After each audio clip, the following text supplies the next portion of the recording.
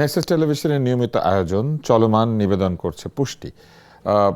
এই অনুষ্ঠানে আপনারা জানেন যে আমরা কথা বলি সমসাময়িক বিষয় নিয়ে।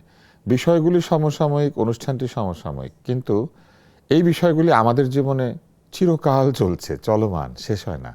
আমাদের অভাব, অভিযোগ, আমাদের দুর্দশা, হতাশা, কোনো কিছু শেষ হয় না। আমরা ভাবি এক, হয় আরেক। আর সেরকম একটি বিষয় নিয়ে আজকে কথা বলবো, এবং এই অনুষ্ঠানে যারা আসেন তারা মন খুলে কথা বলতে পারেন।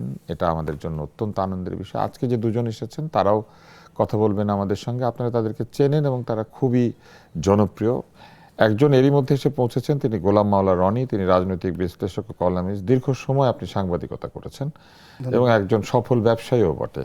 এবং আপনার সঙ্গে যার আসার কথা তিনি হচ্ছেন মাসুদ কামাল, সিনিয়র সাংবাদিক। তিনি এখনো এসে পৌঁছান নেই।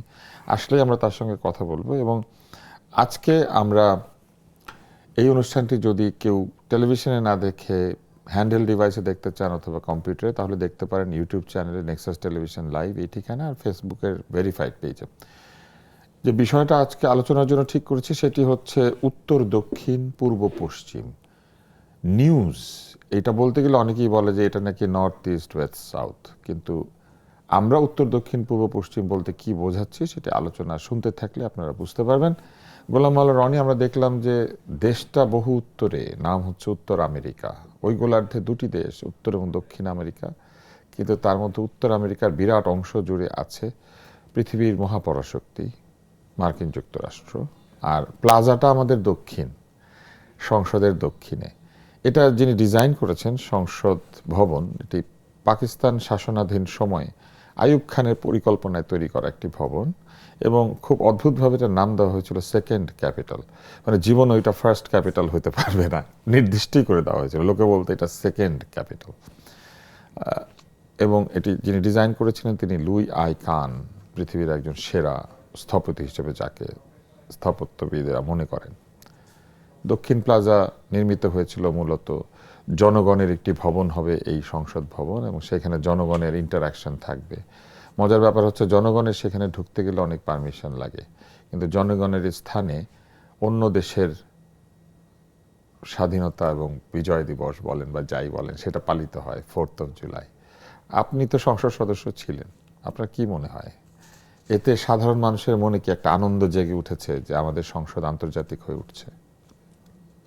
প্রথমত হলো যে আমাদের জাতীয় সংসদের একদম ভিতরে দায়িত্ব পালন করার সুযোগ হয়েছে। আর মানে আমার যে যৌবনকাল, কৈশোরকাল, এই সময়টাতে এই চত্বরকে কেন্দ্র করে একটা স্বপ্ন লালন পালন করার সুযোগ হয়েছে। ওখানে যাওয়ার শখ কখনো আমাদের হয়নি, বা আমি আই ওয়াজ নেভার অ্যাম্বিশাস, কিন্তু আমি ওখানে গিয়েছি, বহুবার গিয়েছি, আমার ছেলে মেয়েকে নিয়ে বহুবার গিয়েছি। আবার আমেরিকাতে যেটাকে বলা হয় ক্যাপিটাল হিল, যেটাকে বলা হয় হোয়াইট হাউস, যেটাকে বলা হয় কংগ্রেস, মানে মানে হাউস অফ রিপ্রেজেন্টেটিভ বা কংগ্রেসদের যেটা আছে, মার্কিন কংগ্রেস, সিনেট ভবন, সেখানে কিন্তু আমার যাওয়ার সুযোগ হয়েছে। অবাক করার ব্যাপার হলো যে আমেরিকাতে সিনেট এবং কংগ্রেসের যে হাউস, সেখানে যত সহজে আপনি যেতে পারবেন, এনিওয়ান ক্যান গো, ভিজিটার, এটা খুব সহজে যেতে পারবেন। সেখানে তো হোয়াইট হাউসের সামনে দাঁড়িয়ে ছবি তোলা যায়। হ্যাঁ, আপনি হোয়াইট হাউসের তো দেয়াল নাই, ওটাতে গ্রিলওয়ালা একটা জায়গা, ভিতরে দেখা যায়। যদিও এখন একটু নিরাপত্তা বেড়েছে, কিন্তু আপনি ভিতরে তারপরে মানুষজন ছবি তুলতে পারে। আবার হোয়াইট হাউসের ভবন ঘুরে দেখা যায়, খুব ইজিলি আপনি সেই জিনিসটা করেন একটা নির্দিষ্ট সময়। ইভেন আপনি বাকিংহাম প্যালেস, 10 নম্বর ডাউনিং স্ট্রিট, ইংল্যান্ডে যেতে পারেন। কিন্তু সে তুলনায় আপনি যদি আমাদের বঙ্গভবনের ভিতরে যেতে চান, তারপরে শেষে যাকে বলে সংসদের ভিতরে খুব যেতে চান, বা আশেপাশ দিয়ে ঘোরাফেরা করতে চান, তাহলে আপনার খবর আছে। মানে আমরা আমাদের এই 18 কোটি মানুষের জন্য এটাকে এমন একটা দুর্ভেদ্য দুর্গ বানিয়ে ফেলেছি, ওটা বলতেই মনে হচ্ছে যেটা মহা ক্ষমতাধর, মহা কিছু। এটা বাদশাহ আকবর, সম্রাট আকবর, আওরঙ্গজেবের খাস নিরাপত্তা একটা রয়েছে, নিরাপত্তার তো সেই জায়গায় বাড়াবাড়িও আছে। হ্যাঁ, তো আমরা দেখেছি সংবাদ মাধ্যমের কর্মীদেরকে নিরাপত্তা রক্ষীরা এসে ধাক্কা দিয়ে সরিয়ে দিচ্ছে, কারণ এটার সামনে দাঁড়িয়ে পিটিসি দেওয়া যাবে না। হ্যাঁ, তো সেই জায়গাতে যখন মার্কিন রাষ্ট্রদূতের উপস্থিতিতে তাদের যে স্বাধীনতা দিবস 4 জুলাই পালিত হলো, তো দেখলাম যে ওই লাল ইটের যে ভবন, সেটাকে আরও রক্ত করবীর মতো করার জন্যে লাল কার্পেট বিছানো হয়েছে। তারপরে সেখানে আপনি জানেন যে দূতাবাসে কিছু মার্কিন সৈন্য কাজ করে, তো এরকম মার্কিন সৈন্য তারা বুট পরে ওখানে সেই গার্ড অফ অনার দিয়ে আমাদের এখানে নিযুক্ত যে রাষ্ট্রদূত তাকে গার্ড অফ অনার দিয়েছে, আর ওখানে মার্কিন জাতীয় সঙ্গীত বেজেছে এবং আমাদের ওই ভবনে আমাদের সেখানে মার্কিন ভবনের বাইরে পতাকা, আর কি সিঁড়িতে সিঁড়িতে পতাকা, মার্কিন পতাকা পথ পথ পথ পথ করে উড়েছে। আর এখন মিস্টার ব্রেন্ট ক্রিস্টেনসেন যিনি আছেন, এ বিশাল আকৃতির, মানে একেবারে আমাদের ওনার সঙ্গে দশাশই।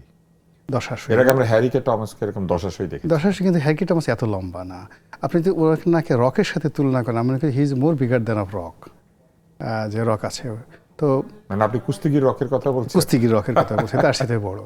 তো তার পাশে যখন আমাদের কায়সার কামাল সাহেব দাঁড়ান, ডেপুটি স্পিকার, বা আমাদের শফিকুর রহমান জামাতের আমির দাঁড়ান, তারপরে জামাতের সভাপতি, এরপর যদি আপনি এই যে পররাষ্ট্রমন্ত্রী খলিলুর রহমানকে দাঁড়ান, এক অদ্ভুত দৃশ্য তৈরি হয়।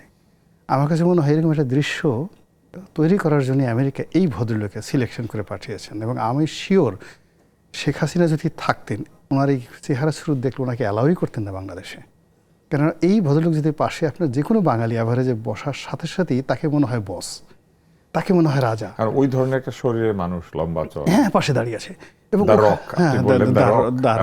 এবং ওখানে তার দিকে যেভাবে আমাদের ডাক্তার শফিক বা খলিলুর রহমান তাকিয়ে আছেন, মনে হচ্ছিল চড়াই পাখি, একেবারে চড়াই পাখি, অসহায়, দুর্বল, এরকম, মানে দেখতে ভালো লাগেনি। পুরো পৃথিবী তো ওনাদের পাশে চড়ুই পাখি, হ্যাঁ, শক্তি বলেন বা কিন্তু যাই বলেন। এটা সাইজ, ইরানে গেলে হ্যাঁ না সাইজ, ইরানের সাথে, হ্যাঁ আপনি ইরানে যদি মনে করেন, ইরানে এখন আমরা কেন এরকম হয়ে গেলাম? আমরা একদিকে ইরানে পাঠালাম আমাদের একজনকে অন্ত্যেষ্টিক্রিয়ায়, আর এদিকে পথ করে আমরা, আমাদের যে জিনিসটা হলো, যেটাকে ইংরেজিতে বলা হয় কনসিস্টেন্সি, ধারাবাহিকতা। আমাদের পররাষ্ট্রনীতি, রাষ্ট্র পরিচালনা গত 2 বছরের আইন শৃঙ্খলা থেকে শুরু করে কোনো জায়গাতে কোনো ধারাবাহিকতা রক্ষা হচ্ছে না। 1 2 নম্বরে আমরা কোথাও ডট মিলাতে পারছি না। মানে এটা কি শত্রুর সাথে গলাগলি ধরি মৃত্যুর সাথে? না, এটা নজরুলের, সেটাও হচ্ছে না। আপনি শত্রুর সাথে যদি গলাগলি ধরবেন, তো আপনি অন্ডকোষ ধরলেন কোন জায়গায়, কোন দিয়ে অন্ডকোষও তো ধরা হয়েছে। সেটা শত্রু না, হ্যাঁ সেটা তো ভিন্ন, সেটা ভিন্ন। মানে এখন এখানে বললাম না, আপনি ডট মিলাতে পারবেন না। পদ্ধতিটা বেশ নিরস্ত্র একটা পদ্ধতি। আপনি যদি মনে করেন যে বিএনপির মন্ত্রী যে লোক হ্যান্ডশেক করেছে ব্রেন্ট ক্রিস্টেনসেনের সঙ্গে, আরেকজন বিএনপির নাম ভাঙে আরেকজন অন্ডকোষ চেপে ধরেছে, এই দুটোর মধ্যে আপনি কীভাবে ডট মিলাবেন? আপনি একদিকে জাতীয় সংসদে ওই কাজগুলো করছেন, আবার অন্যদিকে আরও অনেক কিছু হয়ে যাচ্ছে। মূল ব্যাপারটা হলো, আমরা যেন মাজেদ কামালের কাছে যাই, আমরা একটা আলোচনাটা বেশ জটিল একটি পর্যায়ে চলে গিয়েছিল, আপনি নিশ্চয়ই শুনেছেন। আমরা কথা বলছিলাম দক্ষিণ প্লাজায় 4th of July যেটি হয়েছে। আমার বেশ, আমি তো ছোটবেলা থেকে আমেরিকার সিরিজ দেখেছি, ওই বিভিন্ন ছবি, ম্যাকগাইভার থেকে শুরু করে পেপার চেজ, যেগুলো এখনকার ছেলে মেয়ে দেখে নাই। টেলিভিশনে আমরা আমেরিকার সিরিজ দেখে, একটা ছিল না, মোটা হয়ে যেত, হ্যাঁ, ইনক্রেডিবল হাল্ক, $6 million ম্যান, এগুলো দেখে আমরা বড় হয়েছি। আমাদের কাছে বিষয়টা হয়তোবা তেমন কিছু নয়। আর তরুণরা তখন ইউটিউব দেখে, সব দেখে, তারা তো এই দেশে থাকে কিন্তু দেখতে থাকে বিদেশ। আপনার কি মনে হয় যে আসলে সেই কারণেই কি আমাদের তেমন কোনো প্রতিক্রিয়া নাই বা ক্রিয়া নাই?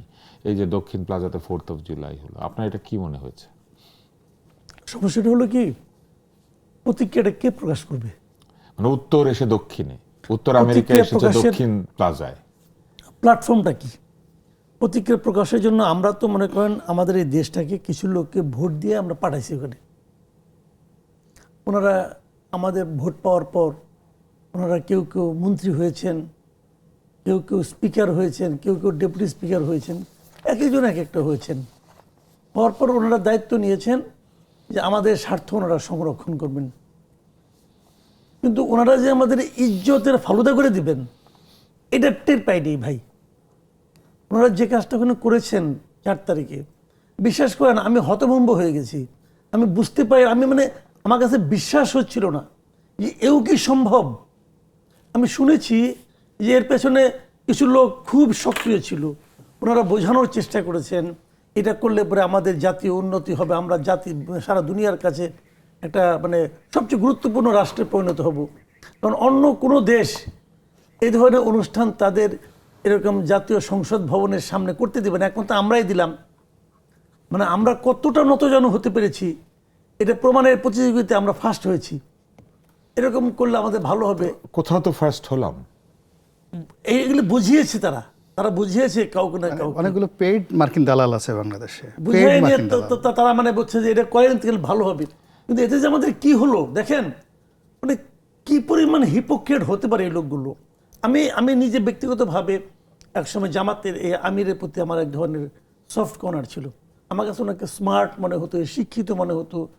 না, উনি তো শিক্ষিতই। ডাক্তার মানুষ, ডাক্তার। আপনিও ডাক্তার জানেন যে মানে সবচেয়ে মেধাবী স্টুডেন্ট যারা তারাই তো না ডাক্তার। না, সবচেয়ে মেধাবীরা তো সবসময় ডাক্তার হয় এমন কোনো সবসময় হয় না, কিন্তু আমাদের ক্লাসে আমরা দেখেছি আমরা first, ভাবি second যারা ছিল, আমরা ভাবি যে আমাদের ফার্স্ট সেকেন্ডে কিন্তু সাধারণত ডাক্তারি হতে চাইতো, হয়তো, এবং কেউ কেউ হয়তো ইঞ্জিনিয়ার হতো। আমরা তো ব্যাক বেঞ্চার ছিলাম, দেখতাম সবকিছু।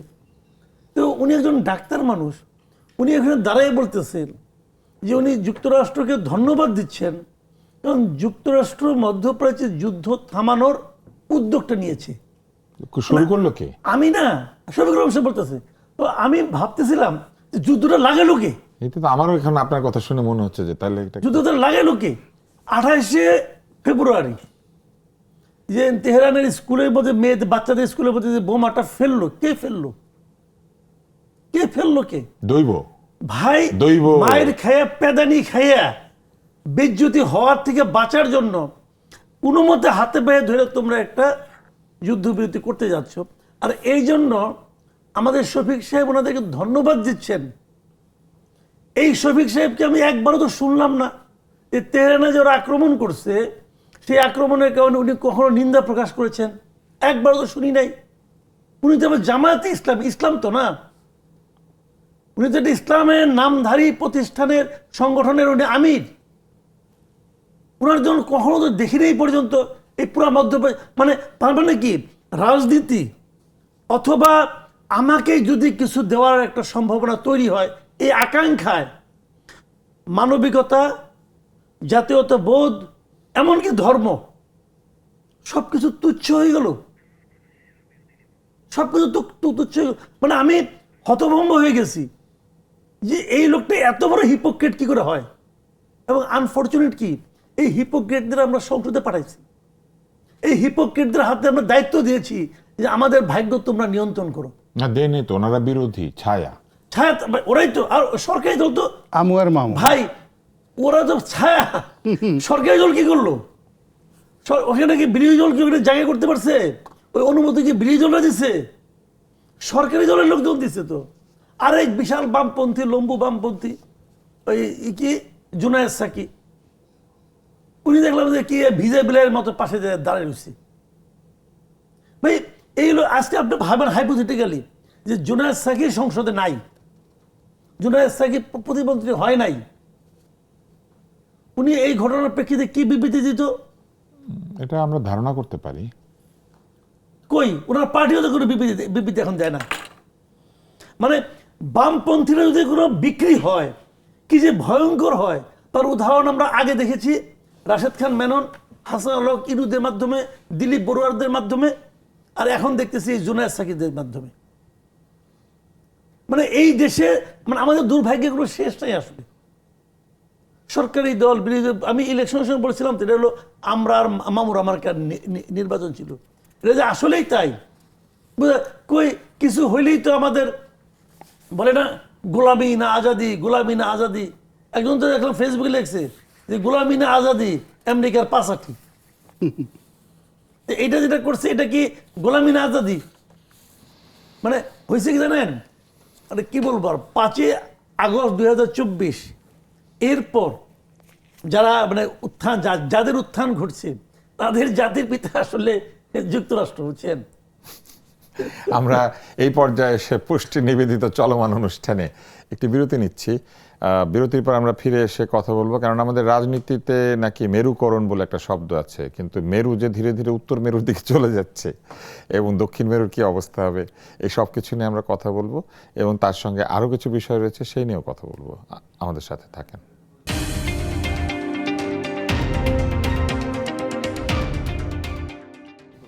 ফিরে এলাম চলমানে, নিবেদন করছে পুষ্টি, এবং আজকে আমাদের দুজন অতিথি, তারা কথা বলছেন বিভিন্ন বিষয়। আমরা বিভিন্ন বিষয়ের অবতারণা এখনো করি নাই, তবে একটি বিষয় আমরা দেখলাম যে 3টি বই রাখার ব্যাপারে একটি নির্দেশনা জারি করেছিল শিক্ষা মন্ত্রণালয়, আবার সেটা বাতিলও করে দিয়েছে।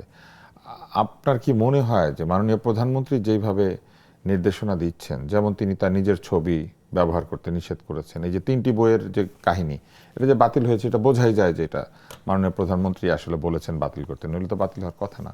উনি যা চান না, ওনার দলের লোকজন সেটা চায় কেন? ওনার প্ল্যান কি তারা বুঝতে পারছে না, বা বুঝেও তারা আগের নিয়মে চলার চেষ্টা করছে? সরকারের যে কোঅর্ডিনেশনটা, সেই কোঅর্ডিনেশনটা আসলে স্যাটিসফ্যাক্টরি না। এবং এটা বোঝা যায়, আপনি দেখবেন যে যখন এটা খুব স্বাভাবিকভাবে মানে সব কিছু চলে, সেটা একটা রিদম থাকে।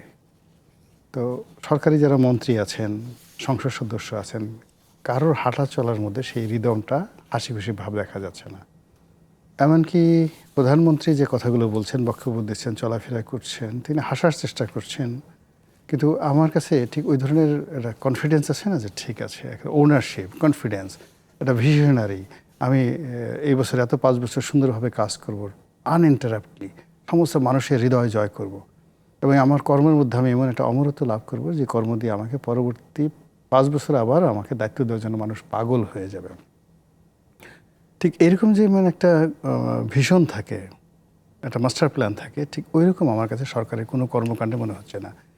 এখানে মনে হচ্ছে যেভাবে একজন শিক্ষামন্ত্রী সারা দেশ মানে দৌড়াচ্ছে, তো এখন ছাত্ররা বলছে যে আরে বাবা, উনি পরীক্ষা নিয়ে দৌড়াচ্ছে কেন? পরীক্ষা তো সেকেন্ডারি স্তর, ফার্স্ট স্তর তো এডুকেশন। তা আমাদের তো এডুকেশনই ঠিক হচ্ছে না। এবং 8-9 ছেলেরা মেয়েরা এই ধরনের কথা বলছে যে আমাদের যে শিক্ষামন্ত্রী দৌড়াদৌড়ি করছে পরীক্ষা নিয়ে, পরীক্ষা দিয়ে কি হবে? শিক্ষাই তো নাই, দের ইজ নো এডুকেশন। তো উনি তো আগে এডুকেশনের জিনিসটা ঠিক করতে হবে।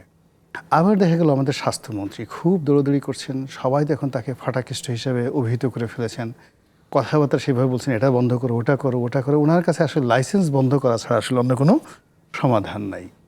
তো এই যে কর্মকাণ্ডগুলো করছেন 2-3 বা অন্য সবাই, মানে এগুলো হলো জনগণকে অল অন এ সার্টেন কিছু একটা দেখানো, বোঝানো যে আমরা আসলে কিছু একটা করছি, একটা সিনেম্যাটিক। কিন্তু রাষ্ট্র পরিচালনা তো আসলে সিনেম্যাটিক নয়। এখানে ভিশন থাকে, মিশন থাকে, এখানে হেরিটেজ থাকে। এবং রাষ্ট্র এমন একটা জিনিস, আপনি দেখেন এই ঢাকা শহরে এরকম অনেক জমি আছে যেগুলোকে বলা হয় লাখেরাস, যেটা ইখতিয়ারউদ্দিন মোহাম্মদ বিন বখতিয়ার খুলজি বাংলাদেশে যখন আসছে, এসে কিছু সম্পত্তিকে বলছে এগুলো ট্যাক্স হবে না, লাখের হাত সম্পত্তি, সেইগুলো- সকলের এজমালি। হ্যাঁ, সেইগুলো কিন্তু দেখেন পরবর্তী সরকারগুলো ধারাবাহিকতা বজায় রেখেছে এবং এখনো পর্যন্ত এরকম অনেক সম্পত্তি আছে, হ্যাঁ, সেটা আছে। সেটা আছে। তাহলে বুঝেন রাষ্ট্র পরিচালনা সরকারের খাস যেগুলি সেগুলো তো আসলে ক্ষতি, হ্যাঁ। তো যার জন্য সরকারের যে কোনো কাজই হলো এটা ধারাবাহিকতা রক্ষা করা, ধারাবাহিকতা রক্ষা করা। এখন আমাদের এই যে 91 তো থেকে যে মুঘল ধারাবাহিকতা আছে, ব্রিটিশ ধারাবাহিকতা আছে, আমাদের এই অল্প কিছু সরকার অল্প কয়েকদিনের, তারা কেন একজন আরেকজনের ধারাবাহিকতা না রাখতে না চান? সেটা রাখছেন, এটা হলো মানে তারা ওই ধারাবাহিকতা রাখার কারণে তারা ব্রিটিশ হতে পেরেছে। ওই ধারাবাহিকতার কারণে আজ আমরা মুঘলদের কথা বলি।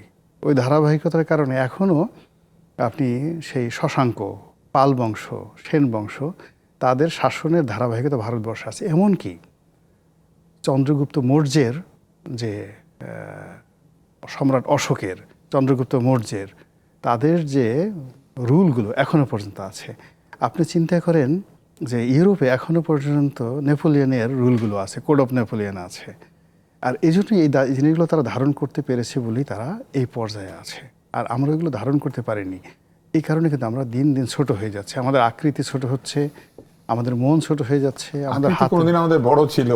আপনি একটু আগে বললেন না যে না, না, রকের আমি- মতো আমি- রাষ্ট্রদূত আপনার- আসে? আপনার- আমাদের তো একজন রাষ্ট্রদূত আছেন যিনি আপনার- রকের মতো। আমি বলি, আপনার প্রিয় শিক্ষক, আমারও শিক্ষক আব্দুল্লাহ আবু সাইদ স্যার, ওনার একটা কথা বেশ মনে পড়ে।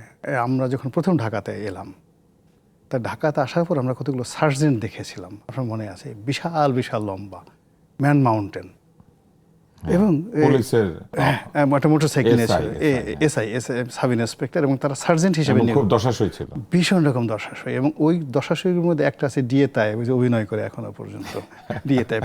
এবং ওই ডিএ তায়েব হলো ওই লম্বা। ওই গ্রুপের মধ্যে সবচেয়ে ছোট ছিল ডিএ তায়েব। এরকম ওর সাথে বড় বড় দশাশয় ছিল বাংলাদেশে। এখন দেখেন সেই সার্জেন্টগুলো ছোট ছোট হতে হতে এখন আমার চেয়ে ছোট হয়ে গেছে। হ্যাঁ, ওরা আমার পাশে যখন দাঁড়ায়, মানে আমার কাছে মনে হয় এত ছোট মানুষ পুলিশে এলো কী করে। আপনি দেখেন আমাদের সেনাবাহিনীতে একসময় কিন্তু লম্বা লম্বা মানুষজন ছিলেন, যারা সেকেন্ড লেফটেন্যান্ট হতেন, সেনাপ্রধান হতেন, হতেন, বড় বড় মানুষ। কিন্তু সেখানে তো আমাদের যে উচ্চতার ব্যাপারটা সেটা কিন্তু অনেক বেশি না। অনেক বেশি না, কিন্তু এবং আমাদের বাংলাদেশের গড় উচ্চতাও কিন্তু আসলে 5 ফুট 4 বেশি না। সবচেয়ে বড় ব্যাপার হলো এই ছোট ছোট মানুষগুলো যখন বড় বড় পদে পৌঁছে তারা একটা না একটা দুর্ঘটনা ঘটাই গেছে।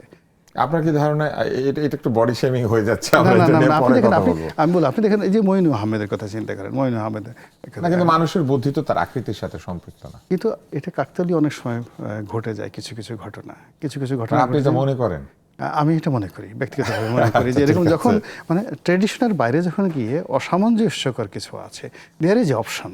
আপনার একটা অপশন আছে বাংলাদেশে, ধরেন একটা সুন্দর মাঝারি আকৃতির আমেরিকান রাষ্ট্রদূত দেওয়ার, কিন্তু সেখানে আপনি ব্রেন্ট ক্রিস্টিয়ানসেনের মতো একটা বিরাট ম্যান মাউন্টেন দিয়ে দিলেন। আই মিন দেয়ার ইজ দুর্ঘটনা, এটার পিছনে একটা দুর্ঘটনার কারণ আছে।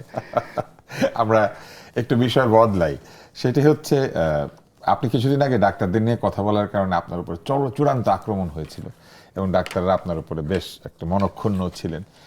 আপনাকে একটা স্বাস্থ্য বিষয়ক প্রশ্নই করতে চাই। আমাদের স্বাস্থ্যমন্ত্রী মিডওয়াইফদের একটি সভায় গিয়ে বলেছেন যে দেশের সকল বেসরকারি ক্লিনিক এবং হাসপাতালে নর্মাল ডেলিভারির জন্য বাধ্যতামূলকভাবে লেবার রুম রাখতে হবে।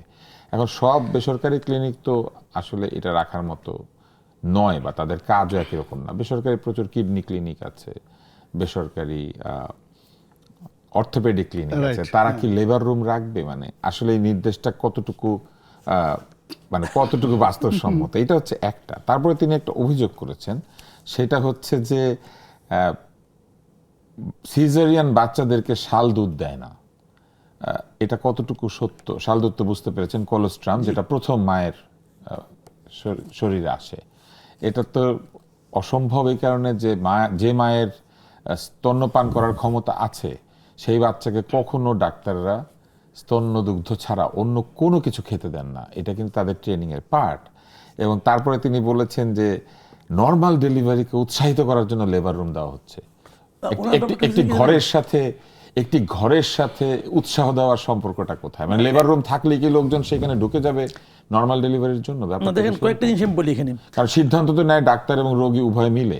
আমাদের এই স্বাস্থ্যমন্ত্রী সাহেবের ব্যাপারটা হলো কি, আমার কেন যেন মনে হয় উনি কিছু দেখাতে চান।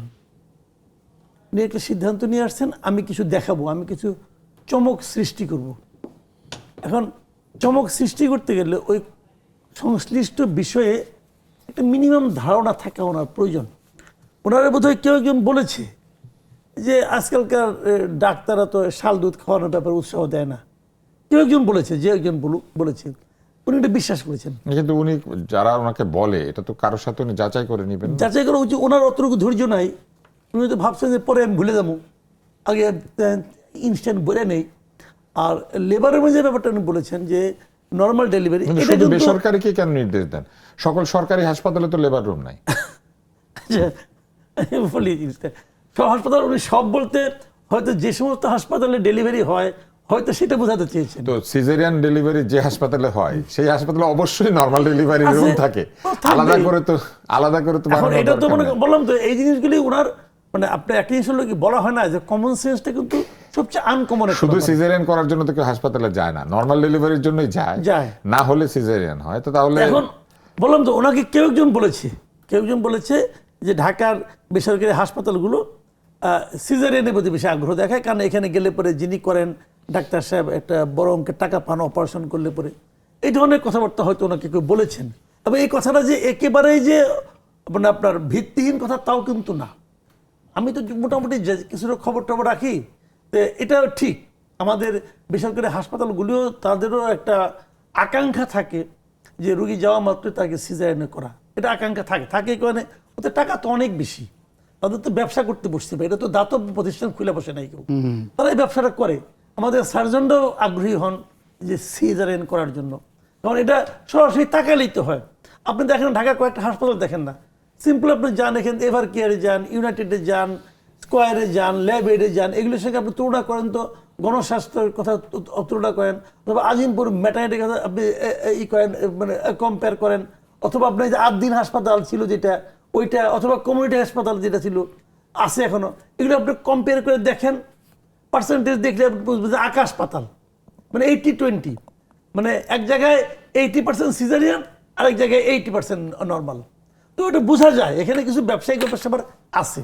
তো ওনাকেও তো এগুলো কেউ দেখাইছে। এখন উনি জিনিসটা ওই যে বললাম যে কমন সেন্স হলো খুবই আনকমন একটা ব্যাপার। তো ওনার অবস্থা ওইটার মধ্যে ঢুকে গেছেন।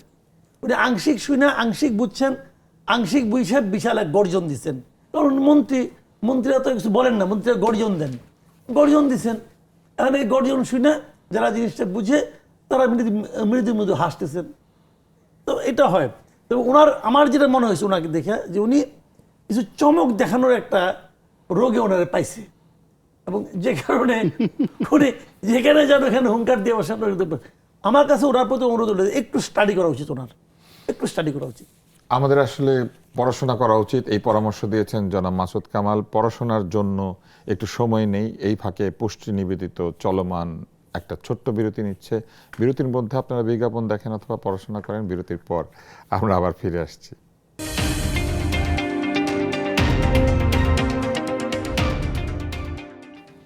সবাইকে আবারও স্বাগত জানাচ্ছি। চলমান অনুষ্ঠানে নিবেদন করছে পুষ্টি। আমরা আলোচনার মধ্যে ছিলাম স্বাস্থ্যমন্ত্রী একটি বক্তব্য নিয়ে, সেটি এবং তিনি আরেকটি বিষয় বলেছেন যে 10% বেতন যে বিষয়টি, সেটি বিষয়ে কথাবার্তা হয়েছে। এবং স্বাস্থ্যমন্ত্রী বলেছেন যে হুবহু কোট করছি, রাখতেও পারেন কথাটা, নাও রাখতে পারেন। এবং এই কথাটা তিনি বলেছেন। এখানে যেটা লেখা আছে আমি জানি না এটা কতটুকু ঠিক। তবে একটা বিষয় আমরা জেনেছি যে মাননীয় প্রধানমন্ত্রী নাকি তার বেতনের একটা অংশ শহীদ রাষ্ট্রপতি জিয়াউর রহমানের মতো সরকারের কাছে ফেরত দিয়ে দেন। এবং যেটা আমরা জানতে পেরেছি যে অন্যরাও যাতে দেন, সেটাও তিনি একটা অনুরোধ করেছেন। আপনার কি মনে হয় যে বেতন ফেরত দিয়ে দেওয়াটা আসলে কতটুকু মানুষকে উৎসাহিত করবে যে নিজের তরফ থেকে এই রাষ্ট্রকে খানিকটা সহায়তা করা, যেখানে বিরোধী দলের সদস্যরা গাড়ি বাড়ি সব চাইছেন? এটা হয় না। এটা আমার কাছে, আমি প্রধানমন্ত্রীর সাথে বিনয়ের সাথে দ্বিমত পোষণ করি। অনেক সময় হয় কি, নিজের যে একটা ভালো কাজ, সেই ভালো কাজটা যখন আপনি নিজে প্রচার করবেন এবং অন্যের উপর এটা বার্ডেন হিসেবে দেবেন, তখন সেই ভালো কাজটা নিয়ে মানুষ কটূক্তি করে, ভীষণ রকম কটূক্তি করে। আমাদের দেশে যারা সরকারি কর্মকর্তা কর্মচারী হয়, এদের বেশিরভাগই একটা মনোবৃত্তি যে তারা এমপ্লয়ি হবে। মানে আমরা আঞ্চলিক ভাষায় বলি আনিস, শুধু নেবে কিন্তু কখনো দেবে না। তো এই যে তারা যে দেবে না, তা সেখানে 10%, অর্থাৎ যে ধরেন এখন কাস্টমসের কর্মকর্তা, সে বেতন পেল 1 লাখ টাকা, কিন্তু সে ইনকাম করছে 1 কোটি টাকা। তার কাছে বেতনটা কিন্তু কোনো প্রয়োজন না, কিন্তু তাকে যদি আপনি বলেন প্রধানমন্ত্রী দিচ্ছে, তো কাজেই আপনি আপনার বেতন সংসদ সদস্যদেরকে, মন্ত্রীদেরকে তার নিজের দলের অনুরোধ করেছেন। এই তথ্যটা আবার দিয়েছেন স্বাস্থ্যমন্ত্রী। এখন এখানে আমার দুইটা প্রশ্ন আছে। একটা হচ্ছে যে এটা তো মিটিং এর বক্তব্য, এটাকে বাইরে বলে দেওয়া উচিত কিনা, এক। আর দুই হচ্ছে যে এটাকে আদৌ যদি দিয়ে দেওয়া হয় বা সবাই দেন, তাহলে এটা কতটুকু মানুষকে উদ্বুদ্ধ করবে? কোনো উদ্বুদ্ধই করবে না, এতে কিছু আসে যায় না। এখানে একজন সংসদ সদস্য, সে কোনো সংসদ সদস্য তো 50 কোটি 100 কোটি টাকা নির্বাচনে খরচ করে এখানে আসছেন, ফলে সে 2 লাখ টাকা বেতন পাচ্ছে, এখান থেকে 20,000 টাকা সেখানে জমা দিচ্ছেন। এই পুরো জিনিসটাই তার কাছে হাস্যকর। এমপিদের কাছে, আপনি নিজেও তো এমপি ছিলেন, আপনার কাছে কি এটা হাস্যকর? আমার কাছে হাস্যকরই মনে হয়েছে। আমার কাছে, আমি যে এটা কি একটা গুড জেস্টার না, যে একটা মানুষ তার নিজের খানিকটা অংশ ফেরত দিচ্ছে ভালো কাজের জন্য? ফেরত না, অনেক এমপি আছেন ভালো কাজের জন্য দিচ্ছে। না, অনেক এমপি আছেন যারা মনের আনন্দে নিজের উপার্জিত অর্থ থেকে দেখা গেল তার নির্বাচনী এলাকায় জনগণের জন্য মাসে 10 লাখ টাকা খরচ করেন। এরকম অনেক সংসদ সদস্য এই পার্লামেন্টেও আছেন। ফলে এটা আসলে বলে হয় না। যারা এখানে আছেন, অনেক সংসদ সদস্য আছেন যারা গরিবের টিআর বিক্রি করবেন, কাবিখা বিক্রি করবেন, টেন্ডারবাজি করবেন, কমিশন নেবেন, এটা যেমন সত্য। আবার অনেক সংসদ সদস্য আছেন নিজের উপার্জনের অর্থবিত্ত, কোটি কোটি টাকা জনগণের জন্য খরচ করবেন। আপনি চিন্তা করেন যে একজন মহসিনা আলী ছিলেন, দেখতে অত ইমপ্রেসিভ ছিলেন, আওয়ামী লীগের এমপি ছিলেন, মহসিনা আলী, সমাজ কল্যাণ। ওনার বাড়িতে, উনি যখন মন্ত্রী বাড়িতে থাকতেন, সবসময় 200-300 লোক সেখানে থাকতো। গ্রাম থেকে যত লোক আসতো, টিনের ঘর উনি করে দিয়েছিলেন মন্ত্রী পাড়াতে, সারাক্ষণ রান্না বাড়া হতো। আর এই খরচ উনি গ্রাম থেকে প্রতি বছর জমি বিক্রি করে তারপর শেষে তিনি মানুষকে খাওয়াতেন। ওনার মৃত্যুর পরে আমরা ওনার এই যে ভালো যে গুড ডিশ, এগুলো জানতে পেরেছি। সেটা কি ঠিক ছিল? জমি বিক্রি করে উনি এলাকার লোকজন, না, এটা তার ভালো লাগছে। তো এটা একই রকম না? বেতনের টাকাটা দেওয়া তো একই কথা না, একই। যেটা হলো কি, শোনেন, আমি যেটা বলছি যে এখন যে লোক এই কাজ করছে, তার কাছে তো, যে লোক জমি বিক্রি করে দিচ্ছে, তার কাছে তো 10 লাখ, 10,000 টাকা 20,000 টাকা সরকারি ফান্ডে দেওয়া কোনো বিষয় না। আবার যে লোক ধরেন একটা গ্রামে 40 দিনের কর্মসূচি যায়, তো 40 দিনের কর্মসূচিটা হলো এরকম যে বর্ষাকালে কোনো কোনো এলাকাতে কাজ থাকে না, বা জেলেদের চাল হ্যাঁ, তখন তারা অন্য কাজ করেন, অনেকে ঢাকা শহরে চলে আসেন, চলে রিকশা আসে, চালান। ওদেরকে সরকারের একটা সাপোর্টিং থাকে। যেমন আমাদের নির্বাচনী এলাকাতে এক একটা নির্বাচনী এলাকায় 10 কোটি 12 কোটি টাকা এরকম 40 দিনের কর্মসূচি বাবদ যায়। এমপি সাহেবের কাছে যায়? না, এটা পিআইওর মাধ্যমে যায়, কিন্তু এটা এমপি সাহেব ইচ্ছে করলে এখান থেকে টাকা মেরে দিতে পারে ভুয়া প্রকল্প দেখে, এবং অনেক এমপি 40 দিনের কর্মসূচির পুরোটাই লোপাট করে ফেলেছে। এরকম অসংখ্য ঘটনা আছে, মানে এই গরিব মানুষের টাকা। তো এই ডিফারেন্সটা আসলে আপনার তো দৃষ্টিভঙ্গি। সেটা তো আগে সরকারে, এখন তো আমরা এটা এটা হবে না বলে আশা করি। না, এটা চলমান, এটা ভালো মানুষ সবসময় ছিল। আপনি দেখেন আগে যে সকল চাঁদাবাজি হয়েছে, এখন তার চেয়ে খারাপ চাঁদাবাজি হচ্ছে না, কিন্তু আগে যে ভালো সিসি ক্যামেরাতে যেসব ভিডিও আসছে এগুলো তো দেখা যাচ্ছে না। সেটা একটু হ্যাঁ, দেখা যাচ্ছে, দুঃখজনক। দুঃখজনক। আবার আগে যে ভালো কাজগুলো হয়েছে, ওরকম পাল্লা দিয়ে গত 4 মাসে বা ইনুর জামানাতে একটা ভালো কাজ হয়েছে আপনি একটু দেখান তো। যেরকম মানে সারা দেশ, মানে একজন সংসদ সদস্য, একজন মন্ত্রীর কোনো মানবিক কর্মকাণ্ডে আমরা উদ্বুদ্ধ হয়ে পড়েছি, নট লাইক দ্যাট। সেরকম ইভেন রাষ্ট্রীয়ভাবে ধরেন এরশাদ সাহেব বলেন, বেগম জিয়া বলেন, শেখ হাসিনা বলেন, তারা যে কর্মকাণ্ডগুলো করেছেন তাদের অনেক ভুল ভ্রান্তির পরেও আপনি মেনশনেবল অনেকগুলো মানবিক কর্মকাণ্ড আছে। সেই স্কুল ফিডিং থেকে শুরু করে গরিবের বাসস্থান স্থাপন করা থেকে শুরু করে ম্যানি। কিন্তু গত 2 বছর আপনি দেখেন তো এই রাষ্ট্র, এখানে কিন্তু প্রধানমন্ত্রী একটা 2 বছর তো প্রধান উপদেষ্টা ছিল, এখনকার প্রধানমন্ত্রী অল্প কিছুদিন হয়েছে এসেছেন। মর্নিং শোজ দ্য ডে, মানে 4 মাস হলে 4 মাসে তো দৃশ্যমান অনেক কিছু হতে পারতো, অনেক কিছু হতে পারে, কিন্তু ওই জিনিসগুলো মানে আপনি এখনো দেখতে পান নাই বলে মনে করেন? না, আমি এখনো শুনতে পাইনি, দেখতে পাইনি, হয়তো আমি অন্ধ বা আমার কান জনাব এখনো। মাসুদ কামাল, আপনার কি মনে হয় এটা তো একটা ভালো জেস্টার, যেটা অবশ্য আমাদের স্বাস্থ্যমন্ত্রী বলে দিয়েছেন বলে আমরা জানতে পেরেছি। তো একই প্রশ্ন আপনার কাছেও, যে এটা কতটুকু মানুষকে উদ্বুদ্ধ করে? আমি মাঝে মাঝে বলি, আমার না এই আমাদের যে প্রধানমন্ত্রী যিনি আছেন, ওনার জন্য মাঝে মাঝে আমার খুব মায়া হয়। এই কারণে উনি যাদেরকে ওনার মতো লোক মনে করেন তারা আসলে অন্যরকম লোক। এটা উনি বুঝতেও পারেন না, বারবার খালি চেষ্টা করে যাচ্ছেন। হয়তো পারেন, কিন্তু এত মানুষের মধ্যে থেকে উনি বেছে নেবেন কিভাবে? না, আমরা আমি তো এই বলি লোকগুলিকে আপনাকে- আমরা বেছে দিয়েছি, না, কারণ আমি আমরা বলি, ভোট আমরা বেছে দিয়েছি। দেয়নি, উনি বেছে নিয়েছেন। আমরা ভোট দিইনি তাদেরকে। না, আমরা ভোট দিয়েছি, কিন্তু আমরা তো ভোট দিয়েছি 300 জনকে, উনি তো বেছে নিয়েছেন 50 জন 60 জনকে। তো আমি যেটা বলছিলাম, যেমন ধরেন উনি একটা উদাহরণ তৈরি করতে চেয়েছেন। বেশি টাকা না, কিন্তু বেতনের 10% দিলে কত হয়? একজন 1,00,000 টাকা, 10,000 টাকা। এমপির বেতন হলো 55,000 টাকা মাত্র, 5,500 টাকা। 5,500 টাকা। এটা কোনো টাকাই তো না। এটা দিলে কি হয় জানেন? এটা দিলে কিন্তু অর্থনীতি চেঞ্জ হয়ে যাবে না, বাট মানুষের মধ্যে একটা মেসেজ যাবে যে কিছু করো, কিছু যে দাও। এই লোকগুলো নিতে আসে নাই, দিতে আসছে। সেটা কিন্তু এই জায়গাটা। এবং প্রাইম মিনিস্টার যখন বলছিলেন যে আমি সরকারি গাড়ি নেব না, আমি সরকারি তেল নেব না, একটা মন্ত্রী সরকারি তেল কতটুকু পায়? দিনে পায় 18 লিটার মাত্র। সারাদিনে 18 লিটার তেল পায়। 18 লিটার তেলের দাম কত? 2,000 টাকা। খেয়াল করেন, দাম 2,000 টাকা মাত্র। দিনে সে 2,000 টাকা স্যাক্রিফাইস করতে পারতেছে না কেন? উনি গাড়ি না, নেবেন মাসে না। তো 60,000 টাকা, হ্যাঁ, তার বেতনের চেয়ে বেশি। না, ওটা হোক, বেতনের চেয়ে বেশি হোক, সে তো ওই বেতনের জন্য আর ইলেকশন করে না রে ভাই। এটা তো একটা ব্যাড ইনভেস্টমেন্ট। আপনি 5 কোটি টাকা খরচ করে 55,000 টাকা বেতন পান, এটা তো একটা ব্যাড ইনভেস্টমেন্ট। কাজে এটা তো ইনভেস্টমেন্ট হিসেবে না। আমার বক্তব্য হলো এগুলো মানসিকতার ব্যাপার। যে উনি যখন গাড়ি না নেন, উনি যখন বলেন, উনি কি মনে করে বলছিলেন বলেন তো? উনি এইভাবেই মনে করেছিলেন যে আমি যখন বলবো যে আমি সরকারি গাড়ি নেব না, তখন আমার কলিগরাও বলবে আমরাও নেব না। কলিগরা তো এসে গাড়ি চাইলো। কিন্তু কলিগরা চালাক হয়ে গেছে। চালাক হয়েছে কেমন করে? তারা ভাবছে যে এই লোকের প্ররোচনায় ভোলা যাবে না। এই লোক ইলেকশনের প্রথম দিনে, আমাদের নির্বাচিত হওয়ার পরে প্রথম দিনে আমাদের সবার সামনে বসে বলছে যে আমরা কেউ প্লট নিব না, গাড়ি নিব না। সবাই তো রাজি হয়ে গেছি। হয়ে যাওয়ার পরে দেখছি আমরা তো ঠকছি। এই আকামে আমি আর ঢুকুম না। আর প্রাইম মিনিস্টার বলছে যে এই প্রাইম মিনিস্টার এই চক্করে আমরা পড়ুম না। এবং একজন লোক, মাত্র একজন মাত্র মন্ত্রী, একজন, ওই যে কৃষি মন্ত্রী, একমাত্র উনি বলেছেন যে উনি গাড়ি তেল কিচ্ছু নেবেন না। তাহলে অন্য মন্ত্রী গরিব না। আমি নিজে চেক করে দেখছি। আমি হলফনামা যারা বলে, হলফনামা তো সবাই একটু কম বেশি বলে, ধরে নিলাম সবাই কম বেশি বলে। ওই হলফনামা অনুযায়ী ওনার তাবৎ মন্ত্রীদের মধ্যে সবচেয়ে গরিব হলেন প্রধানমন্ত্রী নিজে। ওনার ইনকাম সবচেয়ে কম। তো ওনার মধ্যে এই চিন্তাটা কাজ করছে আমি নেব না। তো অন্যরা কেন বললো না যে আমি নেব না? বললোই না। ভাই আপনি তো ইনকাম করবেন কোটিতে, যদি আপনি করতে চান, তো বলার মতো সাহসটা আপনার নাই কেন? তার মানে এই লোকগুলি মনোজগতে দরিদ্র, এরা এদের আত্মা ছোট, সহজ বাংলা।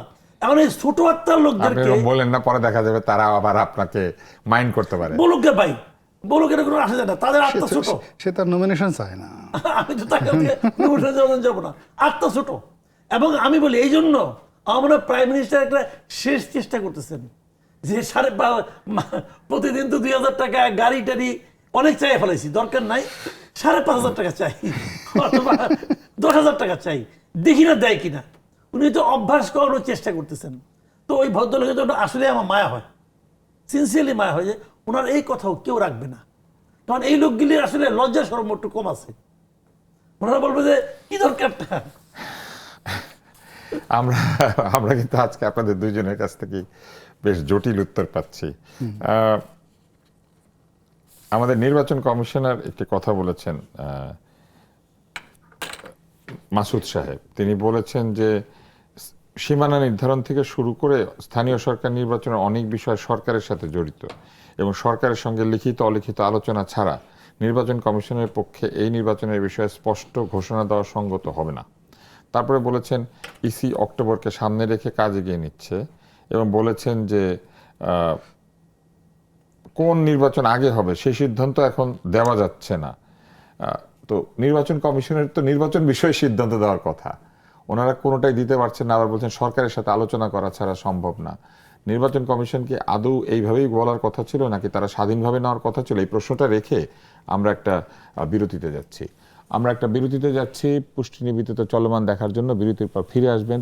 এই ফাঁকে আমরা ভাবতে থাকি যে আসলে স্থানীয় সরকার নির্বাচনের বিষয়ে কি নির্বাচন কমিশনের সিদ্ধান্তই চূড়ান্ত নাকি সত্যি সত্যি সরকারের সঙ্গে আলোচনা করে সবকিছু করতে হবে।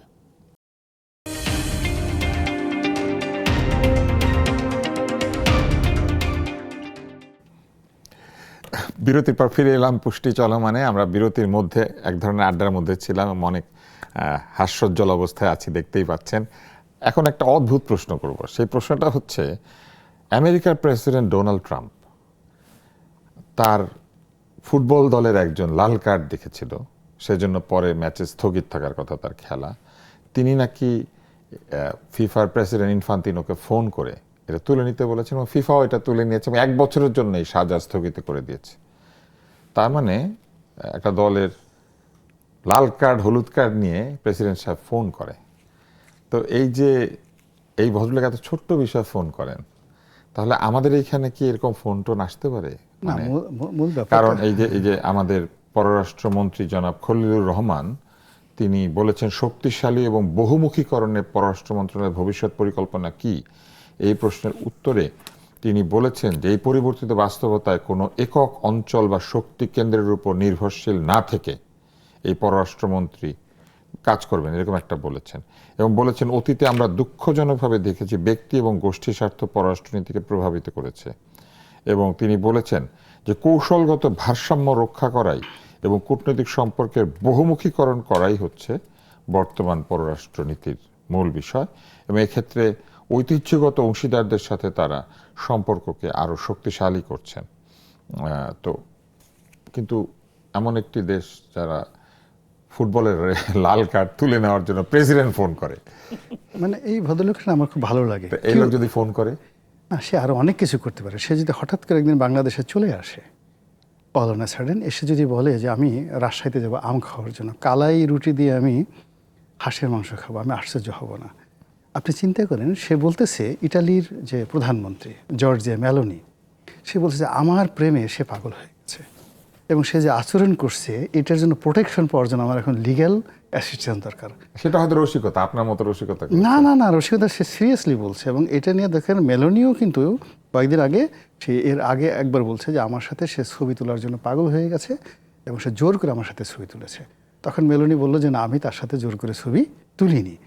এরপরে আবার সে বলছে যে মেলোনি আমার প্রেমে এমন প্রেমে পড়ছে এবং রসায়ন সৃষ্টি করছে, চোখে মুখে বান মারতেছে চারিদিক থেকে। এখন এই মেলোনির চোখের বান থেকে আমাকে যদি রক্ষা পেতে হয়, আমার ঘর আছে, সংসার আছে, তাহলে এ থেকে বাঁচতে হলে আমার এখন ওর বিরুদ্ধে মামলা করতে হবে যেন সে কোনো অবস্থায় আমার দিকে বান মারতে না পারে। তো সেই মানুষ সে বান বলছে, মানে এক ধরনের ভুল মানে আর কি, এই ধরনের magic। জাস্ট আমি আমার বাসায় বললাম যে মানে সে আমাকে ওখান থেকে রসায়ন সৃষ্টি করছে, ওখানে আমাকে এইভাবে তাকাচ্ছে যে আমি তার প্রেমে পড়ে যাচ্ছি, এখানে একটা লিগ্যাল বাইন্ডিংস দরকার। সে কয়দিন আগে বললো যে এই যে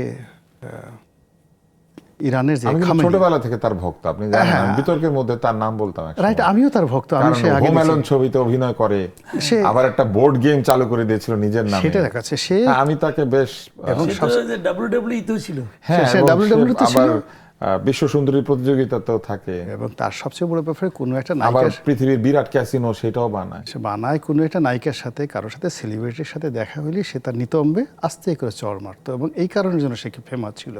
এবং সে বলতো যদি তোমাদের এটা পছন্দ না লাগে আমি I will pay you $1 million, তোমাদের যেটা আমার একটা থাপ্পড়, কিন্তু আমি থাপ্পড় দেবই। এবং এই পরে এইরকম একটা শো আমি সেখানে দেখেছি।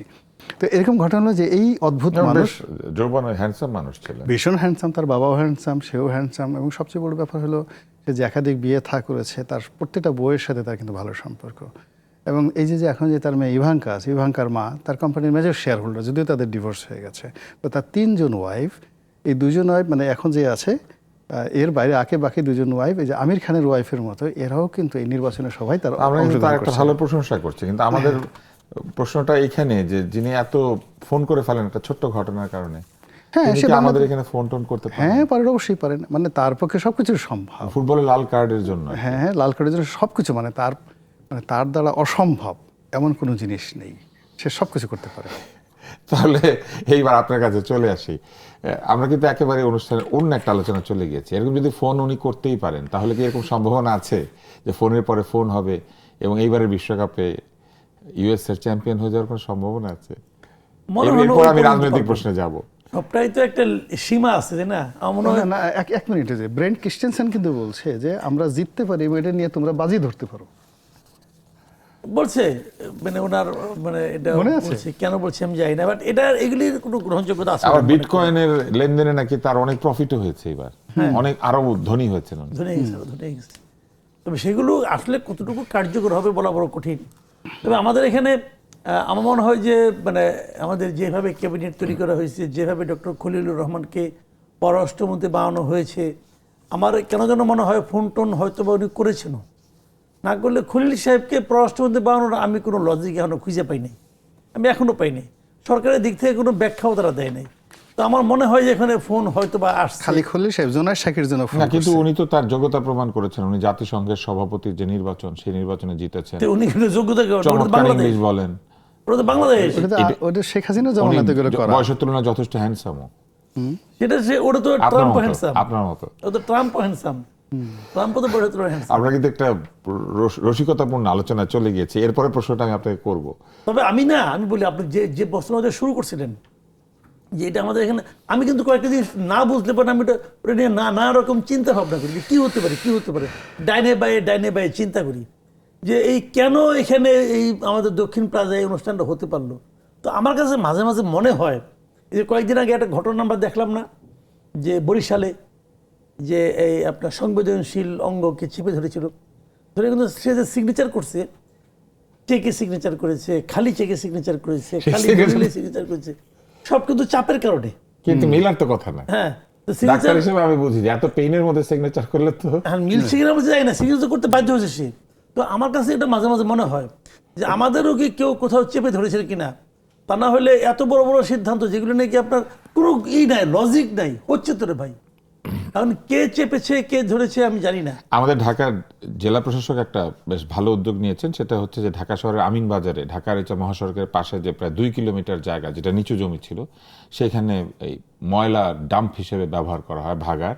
এটাকে তিনি 30 দিনের সময়সীমা বেঁধে দিয়ে বলেছেন যে এই এলাকা পরিষ্কার করে 2 পাশে মাটি ভরাট করে ব্যাপক বৃক্ষরোপণ করা হবে। মুশকিলটা হচ্ছে যে এটা আসলে নিচু জমি ছিল, এখানে জলাবদ্ধতাই বরং দূর করার জন্য একটা ঢাকার পাশে যে পানি জমে থাকার একটা জায়গা দরকার, এই জায়গাটা আসলে ওইরকমই ছিল, যে কারণে একাধিক হাউজিং কোম্পানিকে সেখানে হাউজিং কোম্পানি করতে বাধা দেওয়া হয়েছে। তার মধ্যে একটা বড় একটা হাউজিং কোম্পানির একটা এলাকা কিন্তু এখন ওইভাবেই আছে। তো যেখানে পানি জমিয়ে রাখার কথা, উনি ময়লা সরিয়ে সেখানে মাটি ভরাট করে গাছ লাগাতে বলছেন। একই তো ঘটনা হবে। কিন্তু এটার পরে আরেকটা কিন্তু মানে আপনার স্তর আছে, সেটা হলো তাহলে এই ভাগারটা উনি কোথায় শিফট করবেন? ভাগাড়ে যে ময়লাগুলি ফালানো হয় বিভিন্ন জায়গা থেকে এনে ফালানো হয় এখানে প্রবল দুর্গন্ধ, এই দুর্গন্ধ ঢাকা শহরের ওই অঞ্চলটাকে ওকে পুরোটাকে ভাগা তাহলে আপনি বিশেষ এক করে এলাকা থেকে তো শীতকালে। আরেক এলাকায় নিচ্ছেন, সেটা কোথায়? তো আপনি আরেকটা এলাকাকে আপনার দুর্গন্ধ করবেন। আসলে এই বর্জ্য ব্যবস্থাপনা আমাদের যেটা আছে না, এটা হলো মানধাতা আমলের বর্জ্য ব্যবস্থাপনা। পৃথিবীর অন্য কোনো দেশে এইভাবে বর্জ্য ব্যবস্থাপনা করে যে এক জায়গা থেকে নিয়ে আরেক জায়গায় ফালায়, এটা হয় না। আর ওইটা যেটা মিরপুরে যেটা হয়, ওটার তো একদম মানে দক্ষিণ পাশে, আর রাস্তার দক্ষিণে তো দক্ষিণে হাওয়ায় কিন্তু পুরো সব রাস্তাটা চলে বের আসে। হয়। পুরা দিকে চলে আসে, ওদিকে যা আছে উত্তরে যা আছে সব জায়গায় গন্ধ গন্ধ আসতেছে। এটা কেন? বর্জ্য ব্যবস্থাপনা আমাদের যে মানে দেখি আমরা, এটা আমার কাছে মানে ভয়ঙ্কর লাগে। একটা শেষ প্রশ্ন করতে চাই, এই প্রেসিডেন্ট ট্রাম্পের হলুদ কার্ড লাল কার্ডের বিষয়ে ফোন করার মতোই আমাদের এই সিদ্ধান্তগুলি নেওয়ার জন্য দায়িত্বশীল ব্যক্তিদের পরিবর্তে কেন একেবারে মাথা জাতীয় লোকজনকে যেতে হয়? এখানে যে ময়লা ফেললে এটা ভুল হচ্ছে, কিংবা এই ময়লা ফেলে জনস্বাস্থ্যকে বিপন্ন করা হচ্ছে, এটাকে ঢাকার ডিসির আগে কেউ বুঝলো না? তারা বুঝে। আমি আপনাকে বলি, আমি সাংবাদিকতা করি আজকে 36 বছর উপরে। মোহাম্মদ হানিফ যখন ঢাকার মেয়র ছিলেন, তখন ওনার সঙ্গে এটা আমার আলাপ হয়েছে, এবং উনি আমাকে তখনও শুনাইছেন। ওনার কাছে বিদেশ থেকে, কোন দেশ থেকে এক্সপার্টরা আসছে, তারা প্রস্তাব নিয়ে আসছে যে এই ওয়েস্ট ম্যানেজমেন্টের উপর কীভাবে করা যায়, এবং এটাতে বিদ্যুৎ উৎপাদন করা যায়, অমুক তমুক, ওগুলি শুনছি। এবং যারা নিয়ে আসছে প্রস্তাবগুলো, তাদের সঙ্গে আমার পরিচয়ও হয়েছে, তাদের সঙ্গে আলাপ করছি, একসময় তারা চলেও গেছে। তো আমি জিজ্ঞাসা করছিলাম, ভাই চলে যাচ্ছেন কেন? আপনারা তো একটা ভালো প্রস্তাব নিয়ে আসছেন, এটা তো ইম্পসিবল কোনো টাস্ক ছিল না। তো ওনারা বলছেন যে এটা আমরা করব, আপনাদের কোনো ইনভেস্টমেন্ট নাই, সবই আমরা করব। তারপরে যদি আমাদেরকে বলেন তোমরা কমিশন দাও, তাহলে ভাই আমাদের কি টাকা পড়ছে? আমাদের টাকা খরচ করে আমরা করে দেবো আপনাদের কাজটা, তারপরে আমাকে কমিশন দিতে হবে। তো ওই জিনিসটা রয়ে গেছে রে ভাই।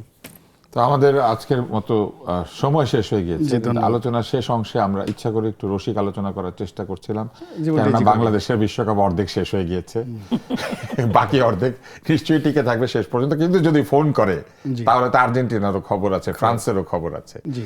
অতএব আমরা এই পর্যায়ে আশা করছি যে আর কোনো ফোন হবে না, এবং আর্জেন্টিনা, ফ্রান্স, স্পেন, পর্তুগালের যারা সমর্থক আছেন তারা বিশ্বকাপের আনন্দ আরো দীর্ঘ সময় উপভোগ করতে পারবেন। আর ব্রাজিলের ফ্যানদের প্রতি সমবেদনা জানিয়ে আজকের মতো পুষ্টি নিবেদিত চলমান এখানেই শেষ করছি। আশা করছি আগামী অনুষ্ঠানে আবারও দেখা হবে, এবং আপনারা সুস্থ থাকবেন, ভালো থাকবেন, একটা পুষ্টিকর পরিবেশে থাকবেন, এবং চিন্তা করতে থাকবেন। চিন্তা না করলে আসলে কোনোভাবে সঠিক সিদ্ধান্তে পৌঁছানো যায় না। আজকের মতো বিদায় নিচ্ছি। আশা করি অনুষ্ঠানে চিন্তার খোরাক ছিল। দুই আলোচককে ধন্যবাদ, আপনাদেরকে ধন্যবাদ।